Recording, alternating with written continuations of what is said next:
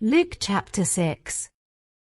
And it came to pass on the second Sabbath after the first, that he went through the cornfields, and his disciples plucked the ears of corn, and did eat, rubbing them in their hands. And certain of the Pharisees said unto them, Why do ye that which is not lawful to do on the Sabbath days? And Jesus answering them said, Have ye not read so much as this, what David did, when himself was an hungered, and they which were with him?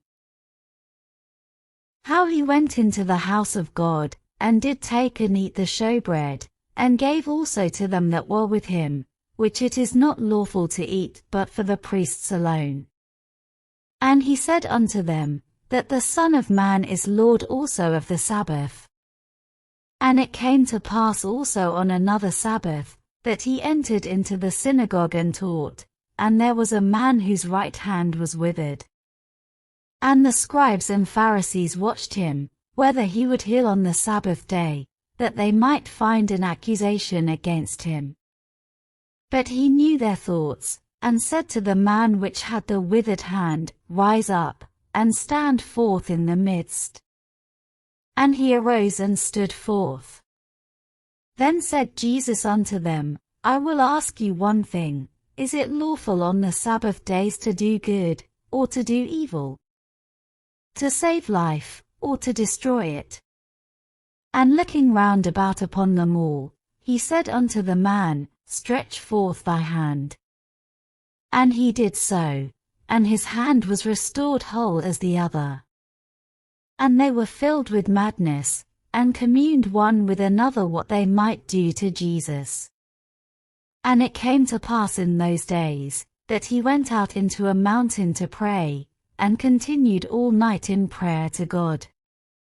And when it was day, he called unto him his disciples, and of them he chose 12, whom also he named apostles. Simon, whom he also named Peter, and Andrew his brother, James and John, Philip and Bartholomew, Matthew and Thomas, James the son of Alphaeus, and Simon called Zelotes, and Judas the brother of James, and Judas Iscariot, which also was the traitor. And he came down with them, and stood in the plain, and the company of his disciples, and a great multitude of people out of all Judea and Jerusalem, and from the sea coast of Tyre and Sidon, which came to hear him, and to be healed of their diseases. And they that were vexed with unclean spirits, and they were healed. And the whole multitude sought to touch him, for there went virtue out of him, and healed them all. And he lifted up his eyes on his disciples, and said, Blessed be ye poor, for yours is the kingdom of God. Blessed are ye that hunger now, for ye shall be filled.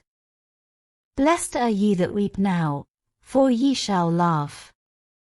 Blessed are ye, when men shall hate you, and when they shall separate you from their company, and shall reproach you, and cast out your name as evil, for the Son of Man's sake. Rejoice ye in that day, and leap for joy, for, behold, your reward is great in heaven, for in the like manner did their fathers unto the prophets. But woe unto you that are rich, for ye have received your consolation. Woe unto you that are full, for ye shall hunger. Woe unto you that laugh now, for ye shall mourn and weep. Woe unto you, when all men shall speak well of you. For so did their fathers to the false prophets. But I say unto you which hear, love your enemies, do good to them which hate you. Bless them that curse you, and pray for them which despitefully use you. And unto him that smiteth thee on the one cheek offer also the other, and him that taketh away thy cloak forbid not to take thy coat also. Give to every man that asketh of thee, and of him that taketh away thy goods ask them not again. And as ye would that men should do to you, do ye also to them likewise. For if ye love them which love you, what thank have ye? For sinners also love those that love them. And if ye do good to them which do good to you, what thank have ye? For sinners also do even the same. And if ye lend to them of whom ye hope to receive, what thank have ye? For sinners also lend to sinners, to receive as much again.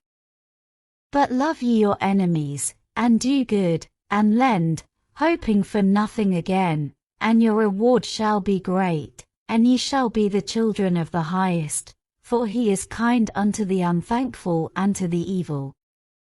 Be ye therefore merciful, as your Father also is merciful. Judge not, and ye shall not be judged.